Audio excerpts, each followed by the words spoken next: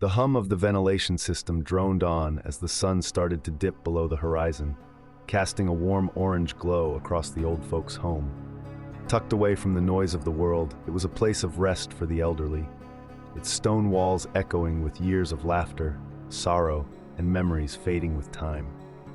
Michael Turner, a middle-aged man with kind eyes and graying hair, moved quietly through the halls, sitting with those who wanted company, listening to stories of days long gone. As he made his rounds, Michael found himself drawn to a room at the end of the hall, a room that seldom saw visitors. He hesitated at the doorway before gently rapping his knuckles against the wooden frame. "Arthur, may I come in?" There was a silence before a raspy voice responded, "If you must." Michael stepped inside, closing the door softly behind him. The room was sparsely decorated, save for a few books piled on the nightstand and a single photo of a young woman sitting beside an old lamp. In the corner by the window sat Arthur Langley, an elderly man with a frail frame and eyes heavy with a deep and mournful sorrow. Arthur had always been somewhat of a mystery to Michael. Unlike the other residents who eagerly shared their stories, Arthur kept to himself, only speaking when necessary. He rarely attended the common room activities and preferred to watch the world through his window. Michael took a seat across from him. "How are you this evening, Arthur?" Arthur let out a low chuckle, his voice brittle. "Evenings are all the same when you've seen as many as I have." Michael smiled softly. Arthur often said things like that, grandiose statements that hinted at some deeper knowledge. The elderly had a way of weaving stories, and Michael always saw it as his duty to listen patiently. "I noticed you've been reading a lot lately," Michael remarked, gesturing toward the books. "History?" Arthur's gaze flickered toward the books, a ghost of a smile playing on his lips. "Half-truths and misrepresentations," he mumbled. "I know so much more of history than you will ever find in those pages." "Oh, what kind of history?" Arthur didn't answer immediately.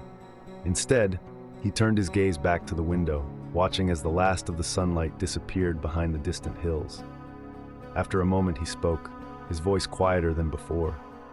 "There are stories older than any book, stories forgotten by time, stories that only those who were there can truly understand." Michael nodded, trying not to seem patronizing. He had heard this tone before, the solemn, almost mystical way Arthur, and so many other elderly people, spoke when about to launch into a long tale. Most of the staff let it wash over them, humoring the old man in the way people often do with the elderly. But Michael, for all his cynicism, never let Arthur feel dismissed or patronized. There was a dignity in listening. Over the following weeks, Michael found himself returning to Arthur's room more often. Their conversations, though brief at first, began to stretch into the late hours of the night. Arthur shared cryptic and surprisingly vivid tales, stories of wars, revolutions, and empires long gone. The details were so rich, so intricately woven, that Michael couldn't help but be drawn in spite of the absurdity of so many of Arthur's claims. It was just part of the dance they played, a man telling stories and another humoring him, filling the empty hours with companionship. One night, as they sat in silence, Arthur turned to Michael with a solemn expression. "You've been patient with me, Michael. You've listened when others would have walked away. I think it's time. You deserve the truth." Michael leaned back in his chair, smiling. "The truth? And what truth might that be, Arthur?" Arthur nodded slowly. "I am not who you think I am.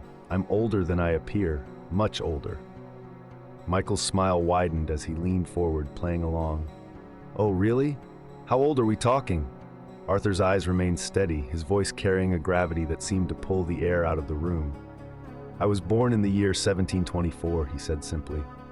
"I've lived through centuries, seen the rise and fall of nations, and walked among people whose names are now nothing more than a footnote in history." Michael let out a low whistle, a small but friendly laugh escaping his lips. "You've certainly got a vivid imagination, Arthur." Arthur didn't smile back. "You'll see soon enough." Michael, still playing the part of the attentive listener, didn't push further. The conversation moved on, and eventually he left Arthur to rest. But the next morning, something felt off. Michael awoke feeling strangely invigorated, like a weight he hadn't known he'd been carrying was lifted. His joints, which usually ached after a long shift, felt almost new. Brushing it off, he carried on with his day. But as the hours passed, he couldn't deny the changes. His skin seemed clearer, his graying hair less prominent. He felt stronger, more alert, and his face, when he looked in the mirror, he could have sworn he was younger. By the end of the weekend, the difference was undeniable. He no longer needed to wear glasses to read. His reflexes were sharper, and his energy was boundless. The bags under his eyes were gone, his hair thickened, and his skin smoothed, giving him the appearance of a man at least 10 years younger. The realization hit him like a tidal wave. Arthur's stories, were they true? Rushing back to the old folks' home, Michael sought out Arthur, his mind racing with questions. He found the old man in his usual spot by the window, watching the world outside as if it held all the secrets of the universe. "Arthur," Michael said breathlessly, "what did you do to me?" Arthur turned to him slowly, a knowing smile on his lips. "Ah, I see the gift has begun to show itself." Michael's heart pounded in his chest. "You weren't lying, were you? About any of it?" Arthur shook his head.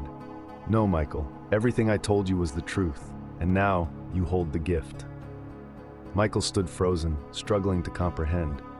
"I don't understand. What gift? What does this mean?" Arthur's expression softened. "There are two kinds of immortals, Michael. There is the gift-bearer, the real deal, the one who can grant and revoke immortality. And there are the immortals they create, those who are given the gift but cannot pass it on. Only one gift-bearer can exist at a time, and when I passed the gift to you, I surrendered that role." Michael's thoughts raced as Arthur's words sank in. He felt like a man staring into the abyss of an impossible truth. "I never asked for this," Michael whispered. "Why me?" Arthur's gaze was gentle but firm. "Because you have a good heart, you listen, you care, you showed kindness when others didn't. But you need to understand, being the gift-bearer isn't just a title, it's a responsibility." His gaze was steady, unwavering. "You and those you choose to bless will never age unless you will it.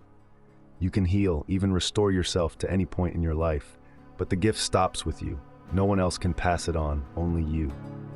He leaned in, voice dropping lower. "And only you can take it away." Michael felt the room spin as the full weight of Arthur's words pressed down on him. "And what happens if I pass this burden to someone else like you have done?" "If you pass the gift on," Arthur said, "you and all the immortals you've created will rapidly age, and their deferred years will catch up to them, as will their deaths. It is as if they had never been immortal." Michael's eyes widened. "What about the ones you must have made immortal over the centuries?" Arthur let out a long sigh, his face momentarily clouded with regret. "I revoked their immortality long ago, before allowing myself to age. I grew weary of eternal life, and I wished to pass on the gift while I was still able to guide the one who came after me. You are the one who carries the burden now, Michael." "But why did you let yourself age?" Michael asked. Arthur looked wistfully out the window, his voice tinged with the sorrow of centuries. "Because, Michael, even immortals can grow tired. I have lived many lifetimes, seen more than any man should, but I have never experienced old age. I wanted to end as I began, a mortal, able to grow old and pass away peacefully." Before Michael could ask anything more, Arthur placed a frail hand on his shoulder. "It is done. I can't take it back. I have held on for a couple of days, but it is catching up with me now. The gift is yours now." Michael watched in horror as the years, once kept at bay by the power of the gift, rapidly caught up with Arthur. His skin shriveled, deep lines etching across his face as he aged in front of Michael's eyes. His hair, already thin, fell away, and his body seemed to collapse into itself, the life within him fading like a candle burned to its wick. Within moments, all that was left was a frail, empty shell of the man who had carried a secret through the ages. Michael dropped to his knees beside Arthur, his breath catching in his throat. This man, who he had only humored as a gentle, lonely storyteller, had transformed his life in a way he could barely comprehend. And now he was gone, leaving Michael alone with an impossible burden. The silence of the room was suffocating. Michael sat there for what felt like an eternity, staring at Arthur's lifeless body, trying to wrap his mind around what had just occurred. How could a man live for centuries, granting immortality like a god? How could he, Michael Turner, an ordinary caregiver in a small town, now be the one to wield that power? The days that followed felt like a waking dream, each moment an uncomfortable blend of the familiar and the surreal. Michael kept expecting to wake up, to shake off the sense that everything around him had shifted just slightly out of place. Yet every morning brought the same unsettling truth. This was no dream. His world was changed forever. He went through the motions, returning to work, listening to the comforting stories of the residents, but everything seemed off kilter. The faces he knew, the routines he had memorized, felt hollow, like echoes from a past he could never quite return to. Each day, he awoke with a vigor that felt almost unnatural, a vitality that coursed through his body like electricity. He would catch himself staring into the mirror, marveling at the way his skin seemed to smooth out, erasing the lines of age. The gray strands of his hair darkened to a rich brown, and each time he looked, the reflection staring back at him seemed to belong to a man a decade younger. It was as if he were rewinding time, inching closer each day to an ageless state. Sleepless nights followed, Michael lying awake, grappling with the reality of what he was becoming. The gift he had been given felt like a double-edged sword, both intoxicating and terrifying. He now held an unimaginable power, the ability to grant or deny immortality, and with that power came a paralyzing question. What was he supposed to do with it? It was during one of these restless nights that his thoughts turned to Emily, a woman he might, in another life, have called his girlfriend. She had always been a source of light in his life, her laughter cutting through his darkest moments. But for the past 2 years, that light had dimmed, shadowed by the terminal cancer that ravaged her body. He spent more hours by her bedside than had anyone in her family. In her more lucid moments, she had professed her love for him, as he had for her, and so the idea began to take root, a desperate hope that grew in the stillness of the night. What if he could save her? What if the gift, which he had only begun to understand, could erase her pain, her sickness, her impending death? There would be consequences. Something about that seemed so obvious to him, but his love for her drowned out every doubt. In the pale, gray hours of the early morning, as Emily lay sleeping beside him, Michael made his choice. With trembling hands, he reached out, his fingers brushing hers, and closed his eyes. He willed the gift to flow into her, to heal and restore, to wash away the disease that had taken hold of her life. The change was instant. Emily's breath caught, her body shivering as if waking from a long, deep sleep. Her eyes fluttered open, clear and bright, the dullness and pain gone as if it had never been. She sat up, bewildered, color flooding her cheeks, her strength renewed in a way she hadn't felt for months. Her voice, once so weak, was now full of wonder. "Michael, what's happening?" Tears welled in his eyes as he took her face in his hands, unable to contain the joy and relief. "You're better, Emily. You're going to be okay." The days that followed were like something out of a dream. Emily's recovery was swift, miraculous, her once frail body now bursting with life. The cancer that had ravaged her was gone without a trace, leaving only vitality in its place. Her laughter returned, her energy boundless, and together they lived like people reborn, their love allowed at last to blossom, freed from the weight of impending loss. They traveled, made plans for an endless future, and celebrated the chance they'd been given. But it wasn't long before Emily's joy gave way to restlessness and a desire to test the limits of what their immortality could mean. She spoke of adventure, of living without fear, of indulging in experiences they could never have dared before. But Michael, wary and haunted by the enormity of what he had done, insisted on caution. He feared the danger that came with such power, the cost that could come with revealing their secret to the world. Their disagreements grew more heated, the conflict simmering like a pot ready to boil over. Emily's longing for freedom clashed with Michael's quiet resolve to remain hidden, to keep their gift safe from the eyes of others. What began as small arguments eventually grew into deeper rifts, as their differing visions for the future pressed down on their once unshakable bond. And then came the argument that changed everything. Late one night, after yet another heated discussion about how to live their endless lives, Emily's frustration spilled over. Her voice shook with anger and desperation as she confronted him. "You don't understand, Michael. We can be anything, do anything. Why can't you see that? Why are you so afraid to live?" Michael's own temper flared, his fear and guilt twisting into words he could never take back. "I gave you immortality to save you, Emily, not to make us gods. I regret even giving it to you." The words hit like a physical blow, and as the shock registered on Emily's face, a deep, primal fear took hold in Michael's chest. He reached for her, ready to take back his cruel words, but Emily gasped, her face turning pale. Her body convulsed, and she clutched her chest, her breath coming in shallow, desperate gasps. In his anger, without meaning to, he had revoked her immortality. The gift, tied so closely to his emotions, had obeyed his unspoken thought. "Emily!" he cried out, catching her as she fell to the floor, her eyes wide with pain and terror. No, please hold on." But the cancer, once banished by the gift, returned with a vengeance, consuming her in seconds. Michael held her close, tears streaming down his face, whispering apologies, begging her to stay. But it was too late. The life that had once burned so brightly within her flickered and died, leaving Michael clutching her lifeless body, drowning in a grief he could never have imagined. The guilt was all-consuming. He had brought her back to life, only to snatch it away in a moment of reckless anger. Emily's death became an anchor. Every breath he took felt like a betrayal, each heartbeat a reminder of what he had lost. Not just Emily, but the chance to do right by the power he had never asked for. Days blurred into weeks, and weeks stretched into months. Michael withdrew from everything, his work, his friends, and the outside world. He thought about accepting the passage of time back into himself, letting the lines and aches return, and finding solace in the routine of his old life, perhaps even trying to get his job back at the old folks' home. But the place that had once felt like a refuge now loomed in his memory like a mausoleum, each corner haunted by echoes of Arthur's burden and the weight of his new reality. He could never go back. Sleep became elusive. When he closed his eyes, the memory of Emily's smile twisted into a grimace of pain. He would wake each morning instinctively reaching for her, only to be met with the cold, vacant sheets that seemed to taunt him with her absence.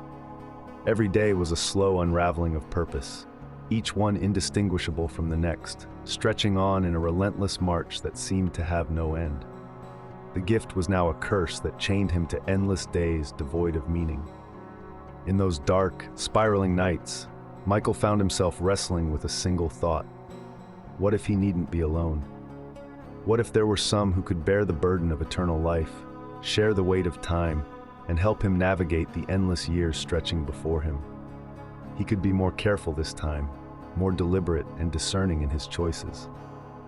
Emily had been given the gift from a place of love. This time he would be more pragmatic, more thoughtful in his selection. The idea grew in Michael's mind like a persistent whisper, gradually gaining momentum until it became a clear, undeniable calling. He had failed with Emily, but perhaps with others it could be different. He thought of those who had touched his life, the kind, the selfless, the brave, ordinary people doing extraordinary things. Perhaps they too could bear the gift with grace. Perhaps they could remind him of the good that immortality could bring to the world, and in return, help him find his way back to purpose. The decision did not come easily, but when it did, he acted swiftly.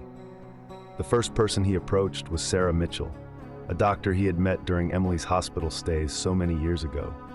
Compassionate and tireless, Sarah dedicated her life to treating the forgotten and the helpless.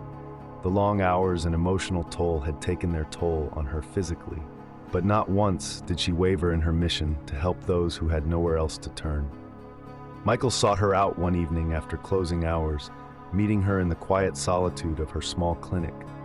She was older than he remembered, nearing her retirement. The moment was charged with both excitement and apprehension as he told her everything, the gift of immortality and the responsibility it demanded. He expected disbelief, even scorn, but Sarah's eyes, wide and skeptical at first, softened as he spoke, the sheer earnestness of his words breaking through her defenses. And when Michael demonstrated the truth of the gift, healing a wound on his arm before her very eyes, the skepticism melted away completely. "I'm offering you a chance," Michael said softly, his voice tinged with the hope he hadn't felt in years. "A chance to continue your work without the fear of time, to keep helping others, forever." Sarah hesitated, but ultimately, Her dedication to her work and the potential to save countless lives won out. She accepted the gift, and in that moment, Michael felt a glimmer of the hope, a belief that he could still use the gift for good. It wasn't long before Michael found others who shared Sarah's selflessness. There was David Kim, a firefighter whose bravery had saved dozens from a raging inferno, but who bore the scars of a profession that demanded the ultimate sacrifice. There was Elena Rossi, an artist who lived with a terminal illness, but whose creative spirit refused to be dimmed by the prospect of death. One by one, they accepted the gift, each drawn by the possibility of living a life unbound by time, able to make a lasting impact on the world. For the first time since Emily's death, Michael's world was filled with purpose. A small, secretive circle of immortals grew around him, bound together by their shared gift and a vow to remain hidden. They met in secluded places, far from prying eyes, where they spoke openly about their experiences, their challenges, and the lives they had touched. Michael carefully explained the rules, the ability to heal, the choice to age or remain ageless. But one rule he held back, his power to revoke immortality. Years passed, and the circle grew slowly but deliberately, as Michael found others worthy of the gift. Dozens now lived alongside him, all chosen for their compassion, strength, or bravery. They traveled together, lived apart at times, but gathered frequently to celebrate their shared bond. In their companionship, Michael found healing from the pain of Emily's loss, a new sense of family that grounded him in an existence that had once felt so isolating. But the peace was not so long-lived as an immortal. As the years turned into decades, fractures began to form within the group, subtle at first but growing like cracks in glass. Elena, once a humble artist who cherished the gift of immortality as a second chance to create, began to see it as a means to test the very limits of life itself. With time, her gratitude morphed into a hunger for experience. Extreme sports that should have left her maimed, public stunts where she risked certain death only to miraculously survive, and controversial art that played on her apparent invincibility. Her fame grew, but so did the questions. Whispers of her miraculous escapes spread, and the media buzzed with speculation over her seemingly eternal youth. Michael confronted her, time and again, his voice growing desperate with each warning. "Elena, people are starting to notice. You can't just defy death so openly, so recklessly. And your youth, you can't stay this young when you are in the public eye. You need to age, or at least start a new identity like many of the others have. You are putting us all at risk." But Elena's eyes gleamed with defiance. "Isn't this the whole point, Michael? To live fearlessly? What's the use of immortality if we hide like cowards? This gift, it's a blessing, and I intend to make the most of it." What began as quiet disagreements became loud arguments, their voices cutting through the once tranquil meetings. Michael's warnings fell on deaf ears as Elena pushed further, her art and lifestyle becoming increasingly provocative, ever closer to exposing the truth they had all vowed to keep hidden. The other immortals watched, torn between admiration and fear of the consequences. They whispered among themselves, anxious glances exchanged whenever Elena staged a new performance or cheated death once more. One fateful night, during an impromptu meeting in the group's secluded hideout, tempers flared. Elena, emboldened by her growing notoriety, dismissed Michael's concerns as petty, his fears as outdated.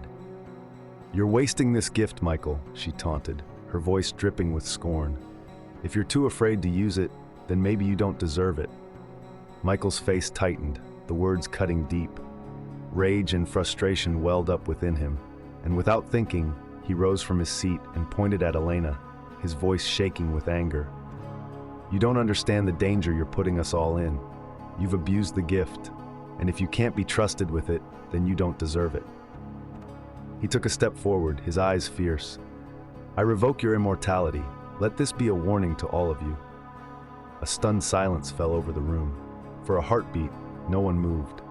Then, all at once, the years came crashing back upon Elena. Her defiance gave way to a look of terror as her body trembled, and she cried out, reaching toward Michael as if to beg him to stop. But it was too late.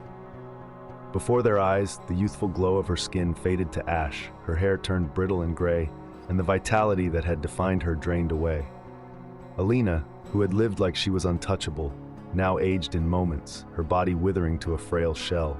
Her knees buckled, and with a final gasping breath, she collapsed to the ground, gone. The rest of the immortals stood frozen in horror, struggling to comprehend what had just happened. They had known Michael alone held the power to grant immortality, but this was something else entirely. The realization that he could take away everything they had been given hung in the air like a dark cloud, suffocating the trust that had bound them. As the truth of his actions sank in, Michael's anger melted away, leaving only a crushing regret. Déjà vu. He hadn't meant to do it, not really. He had wanted to scare her, to make her understand the gravity of the gift, but the words had come out too fast, too final, and now there was no taking them back. He dropped to his knees beside Elena's lifeless body, his hands shaking as he tried to grasp what he had done. The room was deathly silent, save for his ragged breathing and the pounding of his heart. "I'm sorry," he whispered, staring at her lifeless face, but the apology felt hollow. He knew there was no forgiveness for what he'd done. He had used the power he swore to wield with care as a weapon, a lesson taught in anger at the cost of a life. The group was devastated, not just by Elena's death, but by the revelation of the full extent of Michael's power. The fear was palpable, a tangible wall between him and the people he had chosen to share his gift with. Meetings grew secretive, held behind closed doors without him. The immortals no longer saw Michael as their leader and friend. They saw him as a threat, someone who could erase their existence with a single thought. Unable to face them, or himself, Michael withdrew into isolation, consumed by guilt and haunted by the moment he couldn't undo. From the shadows, he watched as the immortals he had created distanced themselves from him and each other, trying to find their own paths far from the man who had the power to decide their fates. As the immortals scattered to live their lives apart, Michael found himself, once again, utterly alone. Decades had slipped away in a haze of regret and solitude for Michael. Time lost meaning as he withdrew from the world, carrying the burden of his past decisions like a wound that would never heal. The weight of granting immortality, and the death that had come of it, had long since silenced any desire to pass on the gift. Michael lived cautiously, a man clinging to routine and anonymity, fearing that another misstep could unleash even greater devastation. It was during one of these hollow days, in an effort to reclaim some shred of purpose, that he found himself at a local community center. It was a place teeming with people searching for something: connection, comfort, hope, and it was there that Michael met Alex Rivers. Alex was a volunteer radiating warmth and patience to the troubled souls who frequented the center. He was young, idealistic, with a relentless optimism that seemed almost otherworldly to Michael, a reminder of the kind of man he had once been. Michael found himself drawn to Alex's sincerity. It wasn't just that Alex was kind. He listened, really listened, in a way that made others feel seen. Over cups of coffee and quiet conversations, they formed an unlikely bond, one that made Michael feel, for the first time in years, that he wasn't completely alone in his understanding of the world. Alex's compassion was genuine, and it kindled a hope in Michael that had long been dormant. Slowly, cautiously, Michael began to share pieces of his story. At first, just fragments, tales of the many lives he'd witnessed, the good and bad that came with immortality. To his surprise, Alex never scoffed or questioned him. Instead, he listened with a quiet intensity, his eyes reflecting a deep empathy that encouraged Michael to continue. Over weeks and then months, the truth of the gift came out in full. Michael spoke of the burden of deciding who lived on without end and who did not. He told Alex about Arthur, Emily, and the circle of immortals he had once tried to build. And finally, the irrevocable pain of the choice that had taken it all away. Each word seemed to lift a weight from Michael's chest, and he found himself entertaining a thought that he had long since buried: the possibility of passing on the gift to someone who could bear it better than he had. One cold winter evening, as the snow fell quietly outside the center's windows, Michael broached the subject. What if the gift were given to you? What if you could carry on with it, do better than I ever could? Alex was silent for a long time, staring into his coffee cup, the steam rising between them like a fragile veil. When he finally looked up, there was a glimmer of wonder and fear in his eyes. "I don't know if I'm worthy of something like that, Michael," he said quietly. "But I think I understand why you'd want to pass it on." For the first time in years, Michael felt hope flicker within him. Here was someone who could see the weight of the gift, who could wield it with the same care and compassion that Michael had once aspired to. "I can't promise you that it will be easy, and this is not a decision to take lightly. If I give you the gift, it means all those I made immortal will lose it. They'll face the years they've cheated. It will be for you to decide who, if any, will take their place in the years that follow." Alex's expression grew solemn. He seemed to measure each word, each possibility, before finally meeting Michael's gaze with quiet resolve. "If you believe I'm the right person," he said softly, "then I'll accept it. I'll carry the gift forward, and I'll try to honor it." In that moment, Michael felt a strange, heavy relief, like a stone finally set down after years of carrying its weight. He reached across the table, placing his hand over Alex's, the enormity of the decision hovering between them. "Thank you," he said, his voice cracking with emotion. "You have no idea what this means." When Michael gathered the remaining immortals to announce his decision, the reaction was exactly as he expected and feared. They were no longer the tight-knit group they had once been. In the 90 years since their last meeting, they had each built their own empires, growing powerful, wealthy, and deeply secretive. Influence dripped from their every word, their fingers clawing into governments, corporations, and media. They met in a vast cathedral-like chamber, a place that mirrored their growing ambitions, a place not for kindred souls, but for self-made gods who now worshipped only their own eternal survival. The rituals they once performed together, simple acts of fellowship, had transformed into ceremonies layered with esoteric symbols and hidden meanings. Some faces were reverent, gazing at Michael as though he were a deity who had granted them their own divinity. Others were cold, their eyes hard with disdain. To them he was a squanderer, a man who had wasted the true potential of immortality, a relic holding them back from transcendent greatness. Yet all held one common thread: fear. Beneath the facades of power, they all understood the silent truth. The power to give life eternal was also the power to take it away. And Michael, standing before them, was still the one who could revoke their eternity with just a thought.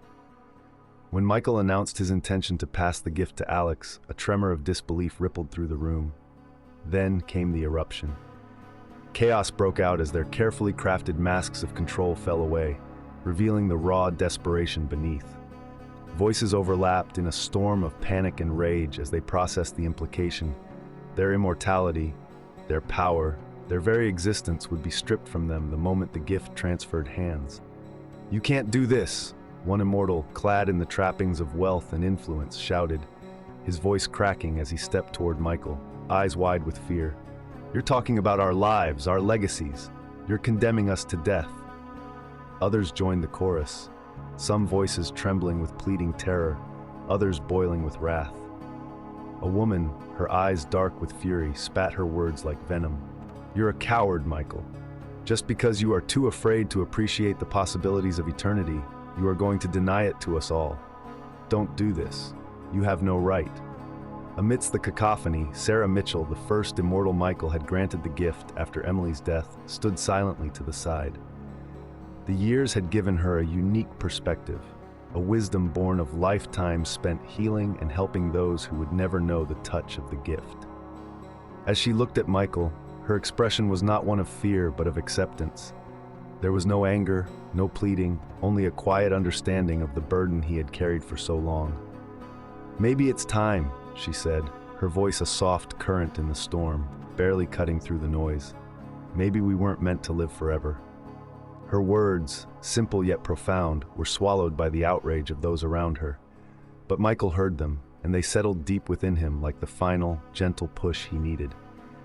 He met her gaze, and for a brief moment, all the pain, the weight of his decisions, the weariness of lifetimes lived, fell away. He nodded, offering a small, grateful smile. "I'm sorry," Michael said, raising his voice above the din, every word tinged with the regret of 1,000 lifetimes.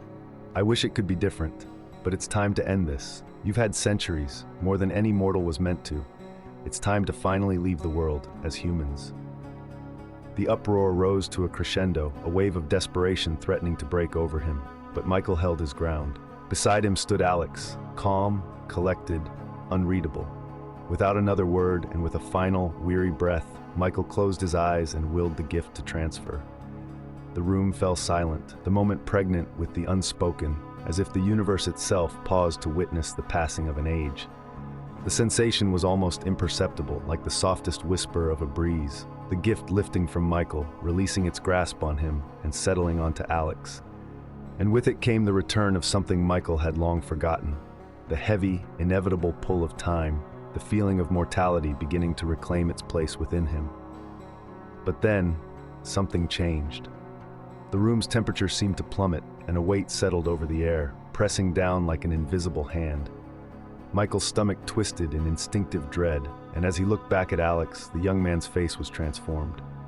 Gone was the familiar warmth, the sincerity that had drawn Michael in. Instead, Alex's eyes glittered with an unsettling intensity, a sharp, calculating glint. A cruel smile played on his lips, and his posture, once open and humble, was now tense with power, radiating an authority that had never been there before. "Thank you, Michael," Alex said, his voice suddenly carrying an edge that cut through the quiet room like a blade. "You've given me more than you'll ever know." Michael's pulse quickened. He stepped back, his mouth dry as he struggled to understand the sudden shift. What do you mean?" Alex's smile widened, but it was no longer friendly. It was a smile of triumph, of conquest. "You really have no idea, do you?" He shook his head, almost pityingly. "You never saw any of it, the subtle pushes, the invisible hands. We were behind all of it, leading you right here." Michael's heart sank. "We," he repeated the word, though he already feared the answer. "Eternum," Alex whispered, his voice carrying a reverence that only made Michael's skin crawl. "The society has existed long before you, long before any of this. We've been waiting, guiding events from the shadows, making sure that when the time came, the gift would pass to someone worthy of wielding its true power." He took a step closer, and Michael could see the hunger in his eyes, the thrill of the moment he'd spent his life preparing for. "Someone like me." Michael stumbled back as if struck, his thoughts reeling. "But you're not Alex?" Alex's laugh was cold, mocking. "Oh, I'm Alex, and Gabriel, and a dozen other names you'll never know. The face changes, the name changes, but Eternum, it endures. We have watched you for years, Michael, so many years. We saw every step you took, every choice you made, and we knew you'd slip up. We made sure of it." "Every step," Michael's voice wavered, the full weight of the betrayal crashing down on him. "Yes," Alex continued, his voice dripping with satisfaction. "You think Emily's sudden longing for adventure was just a consequence of your gift? We whispered into her ear, fanned the flames of her rebellion, made sure she'd push you to the breaking point. And Elena? We surrounded her with those who fed her ego, pushed her to seek out fame and danger. We turned her from the humble artist you first saw into someone desperate to test the limits of immortality, to provoke you into revoking her gift. You thought it was you losing control, but it was always us, Michael, always." Michael's breath caught, his vision swimming as the truth revealed itself. An intricate web of manipulation woven around his entire life. Eternum had been pulling the strings from the very beginning, steering his actions, orchestrating every loss, every betrayal, every failure. They had poisoned his love for Emily, driven him to make an example of Elena, and slowly broken his spirit until the burden of the gift became too much to bear, all so that he would choose to pass it on to them. "You're monsters," Michael whispered, feeling the floor drop out beneath him. "You ruined lives, you ruined her." "We gave her freedom," Alex said, his voice resolute, "and you took it away, just like you took it away from all the others. But now you won't have to make those choices anymore. Now they are our choices to make." "Why?" Michael choked out, struggling to grasp the enormity of it all. "Why do this?" Alex's eyes gleamed with a cold, hard ambition. "Power, Michael, and control. You squandered it, spending centuries hiding and doubting, giving immortality like it was a fragile gift. But to those who understand it, immortality is a weapon, a tool to shape the world. And with it, we'll create a new order, a world where we decide who is worthy of eternity and who is not." Around them, the room had fallen into horrified silence as the other immortals, Their faces, stricken with fear and confusion, began to change. One by one they gasped, clutching at their throats, their bodies convulsing as time crashed back upon them. Michael's eyes darted to Sarah, David, and all the others he had blessed with the gift. Wrinkles tore across their faces, hair grayed and thinned, skin sagged and tightened in rapid, excruciating contortions. The years they had escaped were now clawing their way back, dragging them toward death. "No!" Michael shouted, rushing to Sarah's side as her life drained from her eyes, leaving only a whisper of the woman who had fought so fiercely for others. "I'm sorry," he whispered, his voice trembling with helpless anguish. "I never meant for this." But it was too late. They were dying, falling away like leaves in a brutal wind, their bodies withering. And as the last of the immortals fell, Michael felt a hollowness open up inside him, a void of guilt and failure so vast he thought it might swallow him whole. Alex watched impassively. The transformation from humble confidant to calculating tyrant was complete, his expression devoid of empathy as he turned to Michael. "You were a fool to think you could keep such power hidden," he said softly, almost gently. "But don't worry, Michael, you won't be here to see what we do with it." Michael could do nothing but watch as Alex strode from the room, the weight of immortality now in the hands of a man who saw it not as a gift, but as a tool to reshape humanity to his will. And Michael, fallen and broken, darkness slowly clouding his vision, knew that he had played right into their hands. High above the city, Alex stood on the edge of a gleaming skyscraper's balcony, his eyes scanning the sprawling metropolis below. The lights twinkled like stars at his feet, each one representing a life he now held power over. A slow, triumphant smile spread across his face. The gift was his, and with it the power to shape the world's destiny as he pleased. He relished the thought of what was to come, an age of immortality reserved for the chosen, and an era of dominance where Eternum would reign unchallenged. This was more than just the dawn of a new era. It was the birth of a new order, sculpted by those who had the vision and will to seize control of eternity. All of Michael Turner's caution, his restraint, and his fear, wasted relics of a bygone age. Alex would do what Michael could not, bring the world to its knees and make it rise again, molded in his image. Michael, the man who had once borne the weight of immortality, was gone. Yet his influence lingered like a stubborn ghost, clinging to the edges of Alex's consciousness. The lives Michael had touched, the bonds he had formed, and the sacrifices he had made, they all left an indelible mark, a reminder of the path not taken. And deep within Alex's mind, a faint whisper, a voice filled with regret and warning echoed, a warning that the gift was not simply power, but a burden, a responsibility, a curse. The wind howled around Alex as the last light of the sun dipped below the horizon, casting the world into darkness.